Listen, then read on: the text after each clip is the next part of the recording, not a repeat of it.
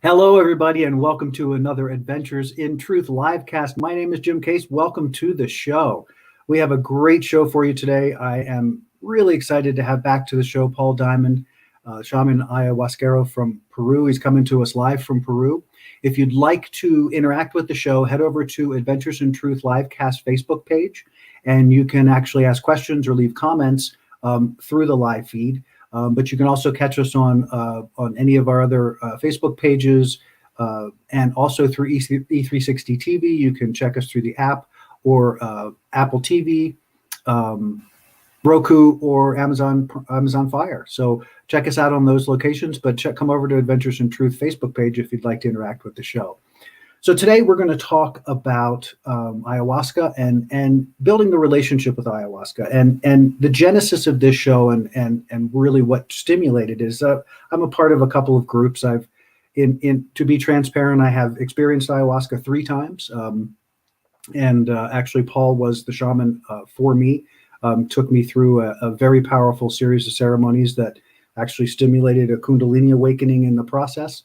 And so I'm a member of different groups, and as this pandemic has gone on, and as the situation with the world continues, I have found myself a little flummoxed because the approach that I had to the medicine when I was first exposed to it took quite a bit of time before I actually came to the point of engaging the medicine. And so I hear a lot of things about combining things, and should I do this, and can I do that, and can I get ayahuasca here, and can I get it there, and all are good questions. But I thought to myself, heck, I have this great platform, and I love talking about this, and I know someone who's deeply in that whole experience and has a lot of very powerful and very clear and great information that can help all of us in this process. So I'm looking forward to that conversation. We're going to bring Paul in just a minute here.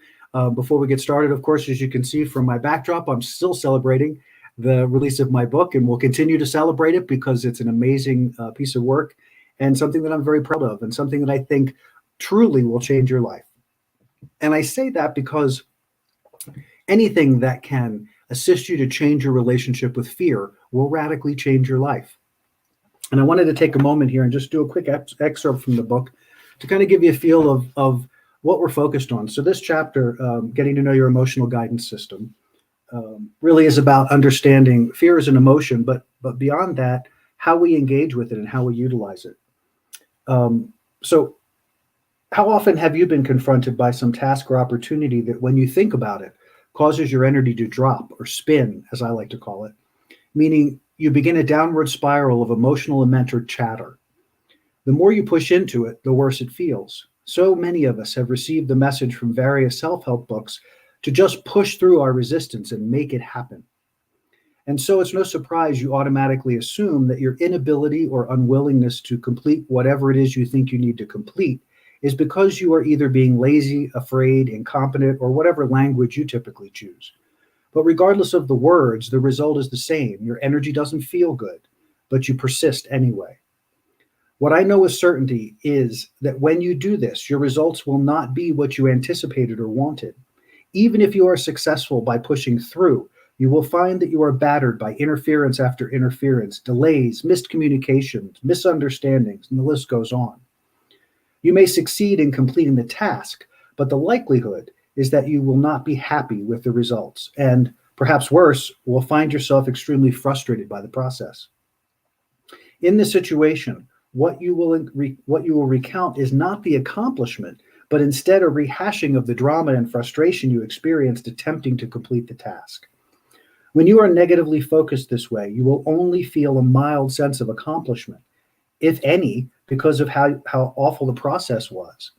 What is shocking and disconcerting is that we actually think that this is normal, that this is the way life is supposed to be.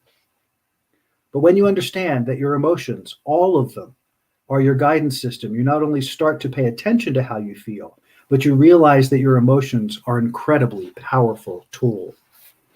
And that's from chapter 11 of the book. And again, laying more foundation for this understanding that changing your relationship with fear is a powerful tool. And I encourage you, go on over to www.adventuresintruth.com and check out the book. You can check out more about the show and check out some of the shows that I've been on. So thank you very much for checking it out. And then lastly, I would ask, if you're enjoying the show, please hit the little bell on YouTube or hit the like or subscribe button on Facebook and help us get the message out there further. Help us expand this great program to really reach out to people, to assist them to finding steps and ways that they can actually step into their own transformation and their own changing of their own vibration. So, and on that note, thank you again for being here. And we're going to bring Paul in here in just a second. You all have met Paul before. He is an ayahuascero and shaman. He was living in Pisac, Peru. He has an amazing center called Tantraya. Kinds of stuff that he does there, and he's going to get to talk to you about that in just a little bit. We're going to bring Paul in now and say hi all the way from Peru. Hey, Paul. Hello, Jim. Hello, audience. Welcome aboard. Great to see you again. Thank you. I appreciate you. Really appreciate you taking the time and coming in to hang out with me and talk about this stuff. I hope you were listening a little to the intro there, where what really prompted this particular topic, as opposed to another topic, seems to be this escalation of interest in diving into plant medicine and getting into the process. And so, as I'm reading these questions, I'm kind of blown away. More, not so much that the questions are being asked, but that there's not really a lot of good answers. Or at least to me, it's a struggle. It's, as I read through and I go, oh my gosh, this poor person has really is giving a lot of information, but is it useful information? And so it started stimulating me thinking about, God, well, what happens when you do ayahuasca in Oklahoma? When ayahuasca has no relativity to that place in the world, it doesn't grow there. It's not there. So I want, I'm just sort of laying the foundation for these things that I'd like to talk through, not because I think anybody's doing anything wrong. I just want to make sure that we're getting out as much useful, supportive information so people can make really good decisions and not mental decisions, but connected decisions about interacting with medicine and all that kind of good stuff. Yeah. Of course, in recent years, we've seen an absolute explosion of interest in the medicine, precipitated perhaps by kind of, Strassman's DMT experiments, and of course this extraordinary process of decriminalization that's happening across one of the most rigid societies on earth, your own. This is a really extraordinary phenomenon, and with that decriminalization comes both the positive aspects of the freedom of cognitive liberty, which should not be decried. That is an absolutely awesome thing and an extraordinary thing. But then, of course, the darker side of that is indiscriminate use and dangerous usage, and that kind of negative side to legalization or decriminalization. So the fact is, we've got to understand from the get-go, we're dealing with extraordinarily powerful medicines that can open up a person to extremely powerful forces, and that has to be taken into consideration. Not everybody gets there from the get-go by any means. You might have a light experience with your medicine that you grew up in your bedroom, or you might have no experience, which is probably for the best. But at some point, if you continue down the path of working with entheogenic tools, psychedelic medicines and medicine plants, you're going to come across areas that you're most likely not going to be able to handle or have no training in. And it's at this point that we understand the necessity of the teacher, the sage, the mage, the master, the shaman, whatever it may be. Mm-hmm. So we have to be very, very discriminate when it comes to these things and understand that they are extremely powerful tools, not to be underestimated and not to be used glibly or applied liberally, but applied with great discrimination and, with good research and, a sort of, perceptive heart, let's say. Mm-hmm. That's great. And a great introduction. And we're going to take a short break here because I'm going to go into kind of that focus time that I like to do here for just a few minutes to kind of get everybody on the same page with us. And when we come back, I want to kind of get into if you don't mind, I want to kind of get into the minutia a little from the perspective, again, reflecting on my own process. And I know everybody's process is unique, but I want to talk a little bit about the idea of being called. What is that? What is that experience? And is it a requirement? Is it even necessary?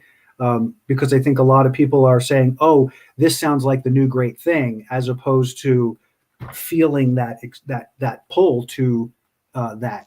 In my experience, I never did things like LSD. I never had any experiences prior to the ayahuasca experiences I had in Peru. So I have a different take on it. But, I don't think, again, I'm curious just to kind of understand more deeply and to help others understand more deeply how to connect to the medicine. So we're going to do that. On the flip side, we'll be back in just a few.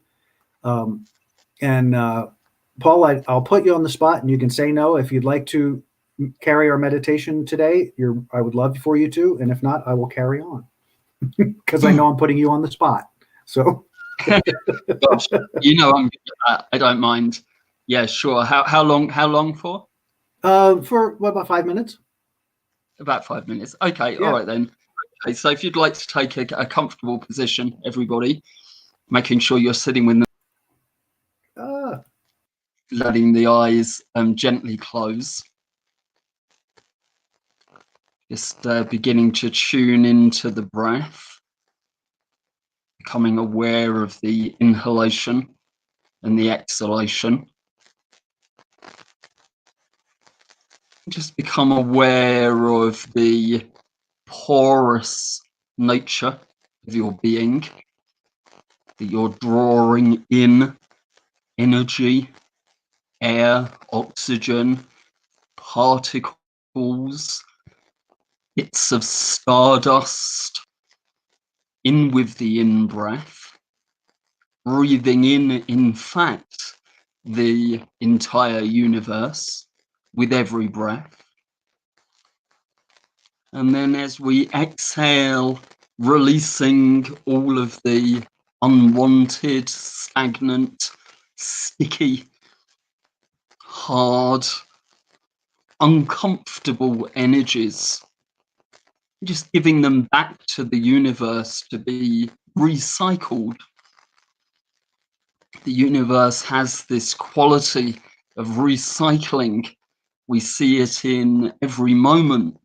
Cellular decomposition and regeneration, a simple inhale and exhale, the living forces and the dead, the returning to the earth as dust, a skeletal powder, and then the rebirth as various energies, be they human or animal, mineral or vegetable.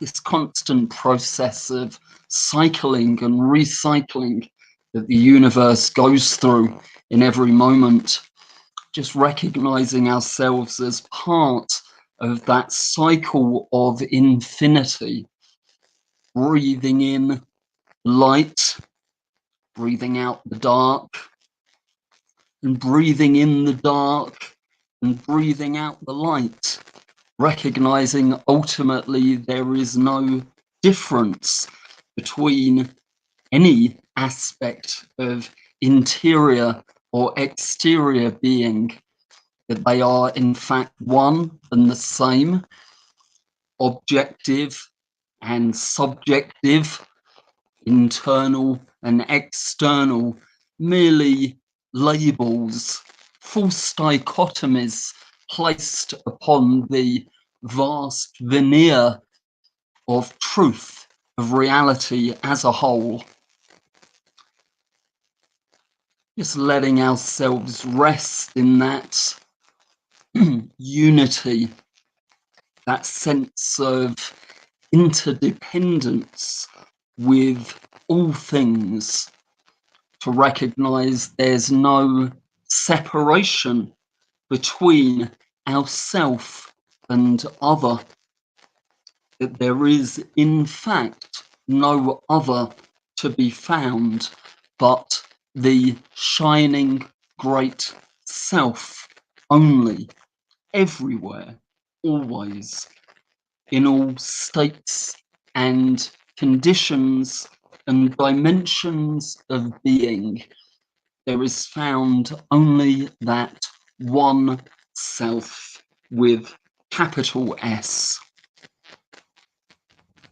Just resting in this understanding, becoming one with this truth, allowing ourselves to experience that at the heart of our being, the deepest level of our nature.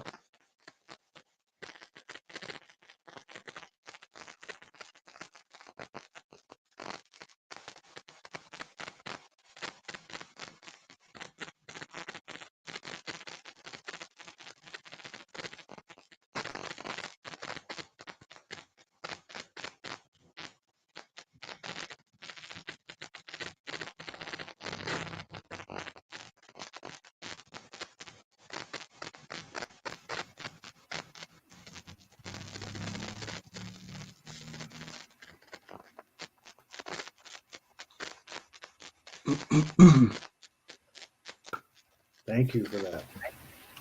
That was wonderful. Mhm. So, welcome back, everybody, as you come out of that lovely space. So my launching point here is, as I was saying before we went into the meditation, was remembering when I began this journey. It actually started almost a year before I actually signed up to come to Peru, and it was a lengthy process because I had no idea what I was dealing with. I had no idea what it was about, and after some exploration and some misdirection, I found El Camino Sagrado, which is where you were at the time. And the thing about that appealed to me was this idea of being able to integrate this powerfully ancient medicine into today's reality, meaning that we would focus on not only the experience, but that experience then being able to be integrated into our crazy society, as opposed to going back into, I'll be going back to my hut somewhere in the mountains and I won't have to interact with anybody. So let's talk a little bit about, for me, that calling was a curiosity it started with. And then the more I learned, the more I could feel this pull and this desire to connect to this. And even up until, especially, at the moment that I found you guys and then I actually signed up, that was a whole other escalation process that we can get into, because I firmly believe when you commit to something, then all the energy opens up to that experience that you're about to engage in. And that was still 3 months away. So I had a lot of time there ahead of time. But can you talk a little about your experience with what is it to be called, or how do you really know the medicine is for you? Is there a distinction there? Gosh, it's such a tricky one. The truth is, we have to be very honest with ourselves now and understand that the medicine and medicines even are kind of the zeitgeist. It's kind of everywhere. Mm-hmm. Information is actually rife on the subjects of entheogens, and particularly DMT and ayahuasca. LSD, of course, world famous, but in the modern age, a lot of the focus has been on DMT and ayahuasca, and really it's kind of everywhere. It's in the media, it's in, on the television, and, friends are talking about it, and it's the next big thing, so it's definitely not easy to ascertain any real call to the medicine. I would say these days it's very difficult to determine that. Now we can say for ourselves, that sounds like it would be a good thing for me, or I think that this is appropriate for where I am in my life. You know, I've heard good things about it, and I'm willing to try it. Or on the other side of it, you know, kind of last ditch measure, I'm dying of cancer, I've got no other choice, Western medicine has failed me, I may as well go to the jungle and try this crazy medicine. You know, the thing is, it's really, really out there, and unless we're going to be very egoic about it, I think we need to try to move away from this notion that we've been kind of, you know, magically or supernaturally called necessarily by the medicine. You know, we can be more honest with ourselves and simply say, I've heard about it and it sounds like it might be a good thing for me. Mm-hmm. You know, now I'm not suggesting that when we make these decisions that they're not subtly influenced in a number of different ways. I mean, they certainly are. There are supernatural conditions that, you know, give us a hint to move in certain directions, and that may be, you know, watch this particular television show, it's got something interesting in you, and it happens to be about ayahuasca or something. So I'm not, you know, entirely ruling out the idea that there are forces that lead us along our path. I mean, you know, there are, and you know, some of them are quite powerful, but at the same time, we mustn't fall into a kind of an egoic naivety that we're somehow special now if we've discovered ayahuasca. I'm afraid it doesn't really make us special. It's kind of just about everywhere right now. Yeah. So we can be more mature about our relationship to it, and that improves our relationship to it, instead of having this idealistic kind of idea. You know, we bring it more down to the ground, and that's a useful thing when it comes to medicines that take you off planet. The more grounded you can be with them, the better, ultimately. Otherwise, you end up just kind of a nut job for the most part, believing all kinds of fantasies. And, you know, the medicine isn't averse to taking you down that road if that's a lesson you need to learn. You know, not everything on the medicine is to be taken literally, especially grandiose, megalomaniacal kind of, you know, savior complex, messianic. Talking to me, yeah. You know, you've got to be careful with that kind of stuff. So let me throw this. I was thinking about this as well. Maybe the threshold that is useful to present is because of its saturation. And I agree with you wholeheartedly. I think that the day of the calling may still be there, but it's so mixed into all the media and everything that's already going on about ayahuasca. So here's the thing to me is that ayahuasca is not like even choosing to go on to do mushrooms or you know, to smoke weed. There's a difference here in that once you cross that threshold, something is permanently changed.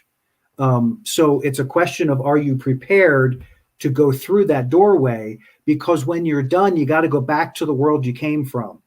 And in doing so, this is where for me, I think where the rubber meets the road is, are you prepared for what you're going to see and then how you're going to be able to deal with that? Because the realities that you encounter when you're in ayahuasca and the reality that you live in your egoic home, they aren't the same worlds by any stretch of the imagination.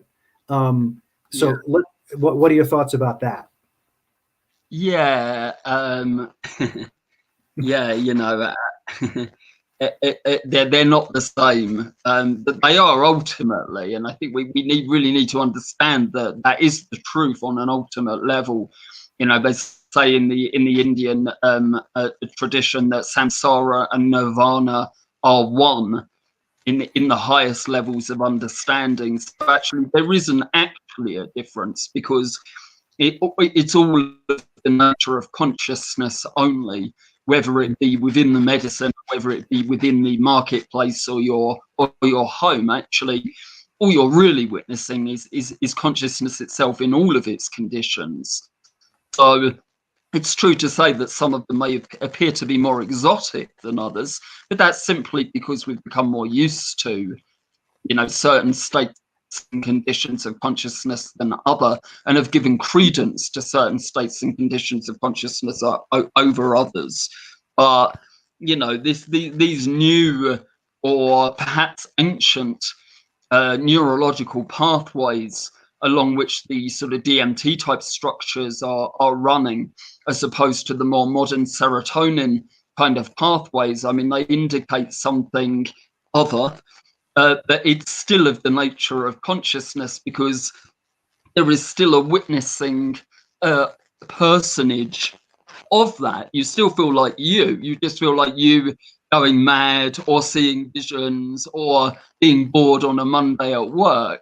The fact is, there's still that kind of observer self in all of it, and it's still being observed through the nature of consciousness. So ultimately no difference. But of course, when you're seeing aliens on a Saturday night, and then you've got to go and kind of work on your office line on a Monday morning, of course, that seems very radically different on a kind of experiential level. And the truth is, they're not always easy to integrate.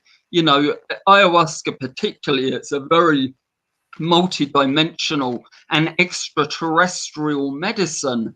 And it's not necessarily for this. I mean, I'm being a bit hesitant because I'm not sure I agree entirely with what I'm about to say, but it's not necessarily for this time of humanity's evolution. It's a necessary precursor to that, and we've got to kind of kickstart humanity into that extraterrestrial or multidimensional consciousness. But it isn't necessarily that it needs to be completely embodied in our three-dimensional culture at this particular stage of our evolution. It might just be a precursor to something. There's no doubt it doesn't fit very well with three-dimensional normal reality for the most part. But we still need to learn to expand into those territories, because we're going to as a whole at some point, for sure. Yeah, that's powerful. That's there's so many, as you're talking, I'm thinking about my own experiences and experiences that I know my friends have, or other friends have had, or people that I've read about. It's remarkable where you can go. And I guess where I was really trying to say there was just recognizing that you're crossing a threshold that's different from many other things that you would do. Because it opens things that other medicines don't necessarily open.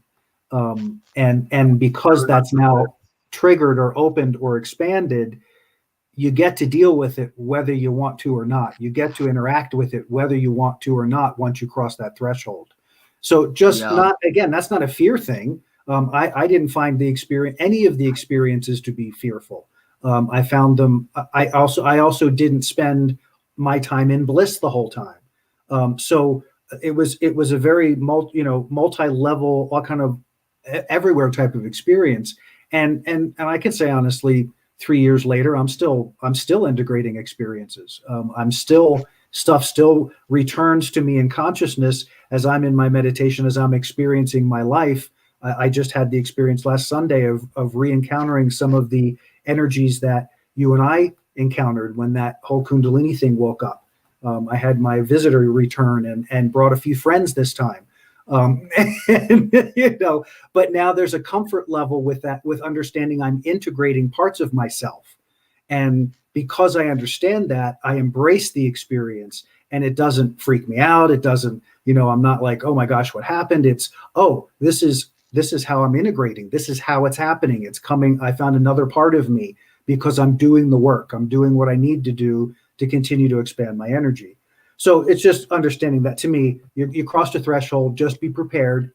Life's going to change. You're not going to come on, it's not smoking a joint and waking up the next day going, gosh, that was great. You're crossing a threshold. It's not, it's something different. And that's what makes it amazing. So what are your thoughts on, again, the thing that I think is so important is what you started this with, which is the proliferation of the understanding of ayahuasca and where it is and what it is. So this next question may be a moot point, but the idea of doing ayahuasca in Oklahoma,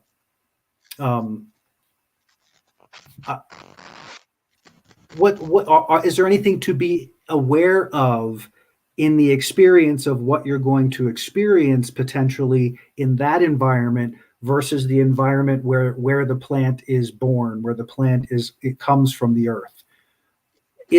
Are there things to be aware of as people, because people are going to do that. People are going to, and I hear it, I see it all the time. So again, this is not a bad thing or a wrong thing. This is simply, let's be informed about what the experience is going to be and how we can approach it to get the most benefit from it in those circumstances. Yeah. Okay, let's just go back one moment and just point out, yes, there's no scientific objectivity or tourism in the ayahuasca world. If it works and you get a good shaman, you come out of it different, and your worldview is changed. You cannot go into it believing that you can observe what the ayahuasca experience is, but not remain actually changed or affected by that. It's not possible. This is why it can never really be studied in a lab. It can only ever be experienced personally, experientially. It's I mean, even something silly like the taste of coffee not being able to be described to another person in such a way that they can experience it. Well, likewise, you can't just read about ayahuasca or hear about somebody else's experience or something and expect that personally what that experience is. And you can't drink it and expect to sit by idly and watch what medicine does while you remain normal, because it changes you, it changes your pathways, your neurology, your chemistry, your biology, your physiology, and your spiritual bodies, to the point where you open up to, other dimensions of consciousness and being. So there's no neutrality in that space. It's very important for people to realize that you can't just go in and have a look. It doesn't do that. Okay. Brilliant. Yeah. Okay. So, and then as to whether drinking in Oklahoma or Iquitos, it's an interesting thing. I did a great deal of my own personal training with my master in England in an abandoned hotel, and had some of the most profound, life-altering and magical experiences of my entire life. It didn't make any difference with a super powerful shaman where you drink, because the shaman is able to open up dimensional portals wherever you are, can open up portals to anywhere if they're powerful enough. So this hotel in a 1950s seaside resort in Dorset became like Hogwarts, with multiple dimensions of dragons and gods and goddesses and what have you. It made no difference where we were. The only thing that I would say is that obviously without a shaman, a good shaman, it will probably make quite a big difference at your environment, because they're not able to open the environment out to other dimensions, other spaces, other whatever. So you might be pretty trapped in the environment that you're in with a poor shaman. And then the other side of it is there's no doubt, however, that there are more spirits hanging out generally where there are more plants. So if you hang out in the jungle and drink medicine, yeah, you're going to come across all kinds of different plants, because the plants are part of the spirits are part of the plant world, at least within a certain level of shamanic shamanic mapping. The plant spirits are one whole realm, and they're very powerful, of course, in the jungle, as are certain animal spirits and things like that. But I would say ultimately, bottom line, depends on the shaman, depends on the power of the shaman. If they're strong enough, it doesn't matter where you drink. You've got a strong medicine, a strong shaman, you can go anywhere in the universe. Awesome. I want that'll be our next on the other side of the break. I'm going to take a quick break. When we come back from the break, Paul's going to get to talk to you all out there, tell you about his center Tantraya and the things that are happening in Peru. It's a great time if you are traveling to head down and partake in Peru. But we'll be right back right after this commercial. Paul's going to come back with us, and then on the other side, we're going to talk about that shaman piece just for a minute. So we'll be right back right after this.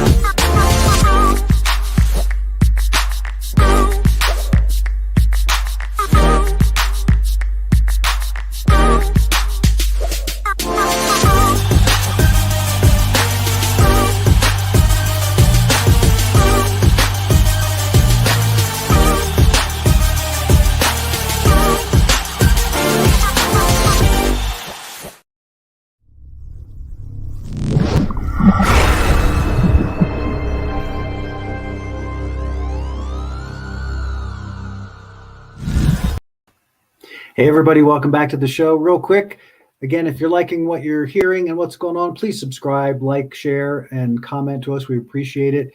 And I'm going to bring Paul in now and have you guys get to meet Paul. Paul, take it away. Okay, hi, everybody, again. So apparently I've been given the opportunity to speak a little bit about our work here at Tantraya in Peru. So we're based in Pisac, which is about half an hour outside of Cusco. And here I have my center. And we're teaching really the art of enlightenment, ultimately, or at least that's our aim. We're working within a multidisciplinary school or approach. We're bringing in the Western magical practices. You know, the West has its own tradition of enlightenment in the same way that the Indian yogic system is there, where the West has its own system involved with Western magical practices, Hermeticism, coming from the Thoth and Egyptian lineages, harking back originally ultimately to Atlantean and Lemurian times even. But we're kind of following through with the Western kind of programs of evocation and invocation of angelic forces and other beings of such like. And then we're also including all of the world shamanic traditions. I trained personally in a number of and initiated in a number of different traditions, from the Mongolian Buryat tradition to the Nepalese Zheng Yi tradition to the Haitian Voudon tradition to the ayahuasca tradition here in Peru. So we're including all of the kind of the shamanic stuff, and then we're combining it also with the Eastern mystical tradition. So we're heavily involved in Tibetan Tantric practices. We're involved with the Daoist practices of China, and we're involved with the Jhankri practices of Nepal, which kind of cross that shamanic boundary a little bit. And then we're trying to also bring in the Western scientific approach, so utilizing tools of consciousness expansion, trying to get tools for the measurement of brain states and brainwave patterns, and to try and replicate those patterns within certain restrictive environments, such as the flotation tank environment, and then to replicate certain brainwave patterns, such as the ayahuasca brainwave state, within that enclosed environment, so that we can learn how to work without medicines to achieve the same levels of consciousness. And we're learning how to explore the broad range and depth of human ability, human powers, the siddhis as known in the yoga tradition, and really just trying to wake us up to our full, complete and total potential, which doesn't really seem to be limited. If we're being honest, we seem to be able to be everything. We seem to be able to be everywhere all at once. And we have these gifts and abilities kind of built in, hardwired into the system. And through the use of ritual technologies, be they medicine or meditational or trance-based or however it may be, all of these things have the ability to wake us up to who and what we truly are, which will go unnamed for now. And we'd like to invite you all to come down and to join our programs and to evolve is the essential nature of the game. Thank you so much. Yes, yes, yes, yes, and all yes to that. Guys, on a personal note, I can tell you from firsthand experience. Paul was talking earlier about, I have met shamans in my life. I have not worked with but one for the ayahuasca process, but even not having that much experience, the experience that I had is unlike anything I have ever experienced. I still experience Paul in moments in meditation from the moments of the experiences that I had in ceremony. The space that he created in those ceremonies was, to me, almost beyond belief, because it was so safe and so nurturing, yet at the same time drawing from you the energies and things that were there to transform. So I just want to say from a personal level that this guy is for real. His work is for real, and I encourage you, if you can work it out, go there. It will be extraordinary. So my 2 cents for what it's worth. Thank you. No, my pleasure. So as we talk about, you were talking about the shaman. Is there a way are there any things that you could suggest for someone who is going to interact? How do you feel your way into that relationship? Are there some things that, because not every person may respond to you, they may respond to someone else.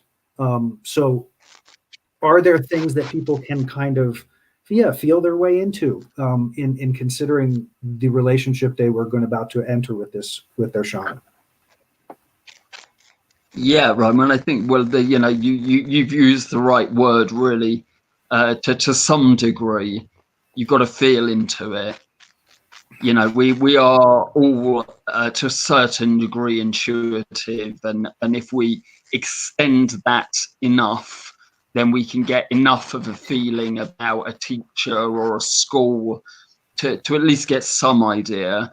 And then, of course, again, with the advent of technology, the internet, read up. I mean, do your research.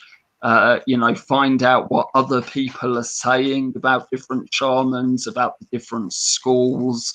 Don't take one person's word for it. Don't take 10 people's words for it. Really, really try and find out if enough people think a place is good and have had good experiences, well, that there's something to rely on. I wouldn't give out 100% guarantee, because unfortunately, most people who enter into this world, they're very naive, and they don't really know what's going on underneath the surface. I mean, the shaman might be singing some nice songs, but you don't necessarily know what they're doing kind of underneath that. And that does take experience and discrimination and judgment and, lots of other things that we kind of need to bring into play. We must understand, that as Westerners, and maybe not even Westerners, I mean, nearly everybody really around the world now, we're like children and entering into an entirely new world. And it would be a grand mistake to bring our preconceptions and especially our naivety and our idealism and all of this kind of things to the world of the shaman, because I'm afraid it doesn't always apply. You know, shamans aren't supposed to be saints. They're not in the same category as gurus or yogis or meditators or anything like that. You know, there's no class or category that we can talk about with it that makes it seem like that there's some kind of, you know, formal education even or something. There's nothing really like that. So we really need to be very careful when we're entering into the world of the shaman, much more so than, you know, if we were entering into the world of the yogi or the meditator or the Buddhist or something. It's not to say that there isn't, you know, and haven't been kind of, you know, abuses and negative energies in a lot of those circles as well. But I'm afraid to say it's a lot more rife within shamanism, within ayahuasca shamanism in particular.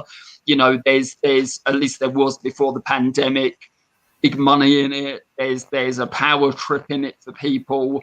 There's the kind of idealization of beautiful young Western women and men and, you know, whatever people are into.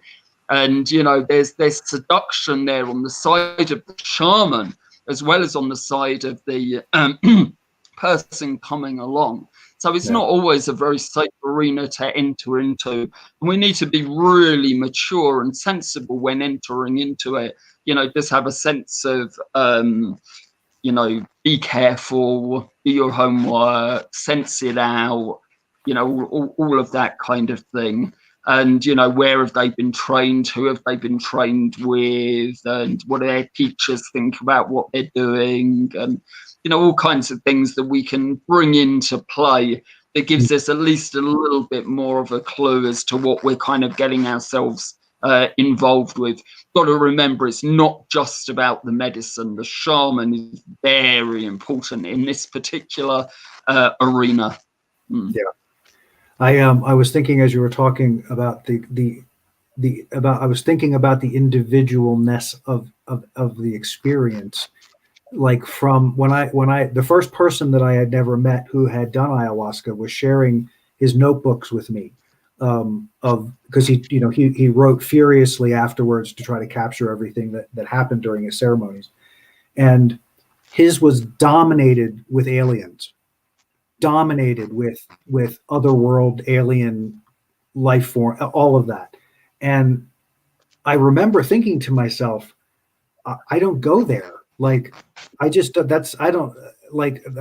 go there. So that's weird to me, but okay. Cause I don't run around thinking about the world and aliens and those kind of things. My experience was you could not have drawn two completely contrasting experiences than mine and his. But mine was satisfying for me. His was satisfying deeply for him. And I think that's the whole point is you're going into this incredibly sacred place. Would you trust that sacred place to anybody? You know, consider that so that when you are doing it, you have the resonance, you feel that resonance with this, because there's something there that supports who you are as opposed to randomness. Yeah, exactly. Yeah, I mean, it's, you know, obviously even with the same shaman, everybody has their own individualized experiences, but there's a kind of an egregore or a field of energy that the shaman creates that gives impetus to the experience that you're having. It's an alchemical process where the shaman is sort of, you know, there at levels of your experience, you know, what's going on internally, and is able to make adjustments and, you know, move things around or bring other energies in or take other energies out at the level of your own being, at the level of your own experience of medicine. You know, that's what a good shaman can do. And then they have their own intention for the space generally.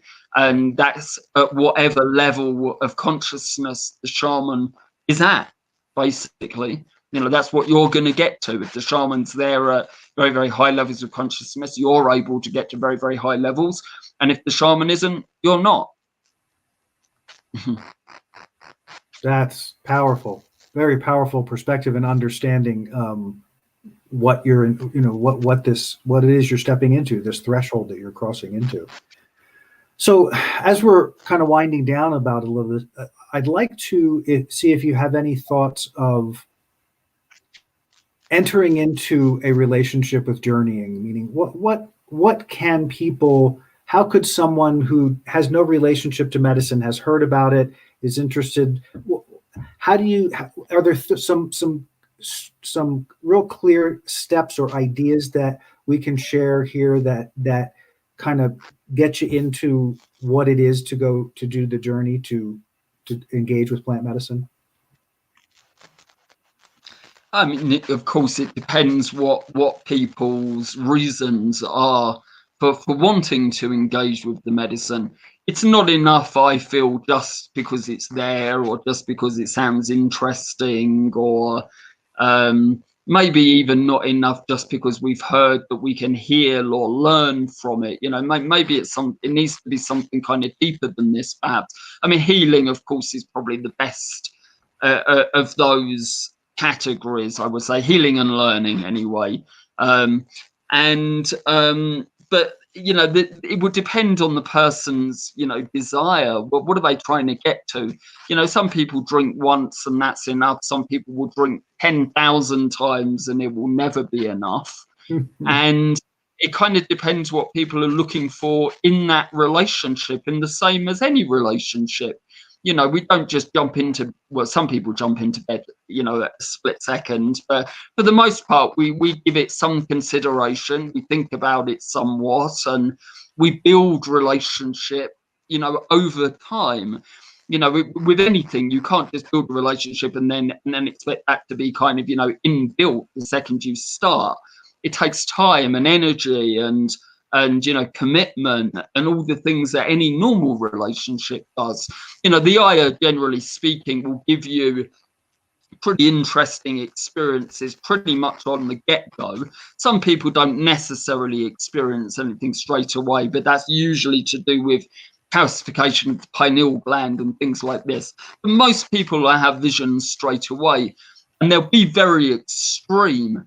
And after a while, though, those visions will begin to desist and fade away. And the people will think that they've done something wrong or that the energy is turning against them in some way. But actually, all that's really happening is you're moving to a different, deeper level of your experience with the medicine. It does not remain the same throughout the course of your ayahuasca drinking career. It changes like any relationship. It gets deeper, it gets stronger, it gets more profound. It might get less phenomenological, but that's okay as well. We're not really looking for that side of it. Hopefully, after a while, anyway, we're looking for something deeper than just mind candy or visions or something like that.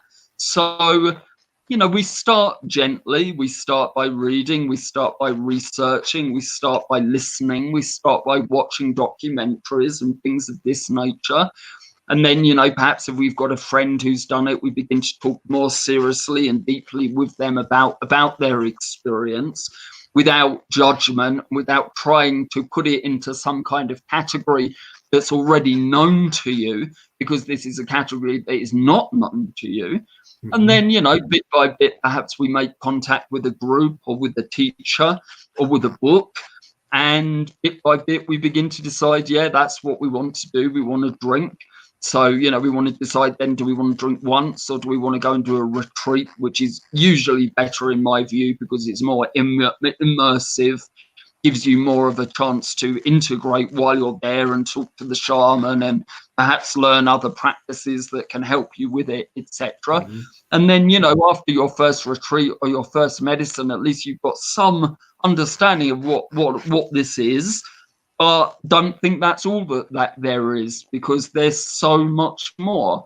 so many people do a retreat and write a book thinking they know what the ayahuasca is, but I've drunk maybe 5,000 times and I'm not writing any book anytime soon claiming to know what this is, because this is a great mystery. And perhaps it's good that it's a great mystery and that it stays within that category. I'm not saying I don't know certain things. Clearly I do, but there is still giant mystery there and it needs to be acknowledged. And to say we know, we've done, we've experienced, the end, is always illusory. It's always egoic in some way. Either the ego's fear of its own dissolution, or the ego just wants to be in charge, for forever, without realizing there are higher forces out there. Absolutely. Paul, this has been fantastic and has deeply satisfied my questions. I really appreciate you being here, and I appreciate you very much in general. I'm so grateful for you, and I'm looking forward to when I can come down and see you again. So that is on my mind, and of course, as the world turns, we'll see how that process evolves. But everybody, www.tantraya.com. Please check out Paul. Check out his work. He has courses available online, as well as being able to go to his center in Peru and experience him firsthand. So please avail yourself of that. Thank you, Paul, for being here. Thank you to everybody out there for the show. I hope you found it informative, and appreciate the opportunity to get to share these conversations with you. www.adventuresintruth.com. Come over and check out my book. Check out what's going on. If you want to work with me as well, you can check that out too. So thanks very much for being here, and have a great rest of your day, everybody. Oops. Thank you. Thank you so much. There you go, pushing my buttons. Ciao. Ciao. Ciao. We hope you enjoyed this episode of Adventures in Truth podcast. Thank you for joining us. We'd love to connect with you. Please like us on Facebook and subscribe on YouTube. To learn more about Jim's book, Fear is a Choice, Unraveling the Illusion of Our Separation from Love, or to book a session with Jim, you can email us at adventuresintruth@gmail.com, or you can join us on the web at www.adventuresintruth.com. Tune in next time for another great Adventures in Truth podcast.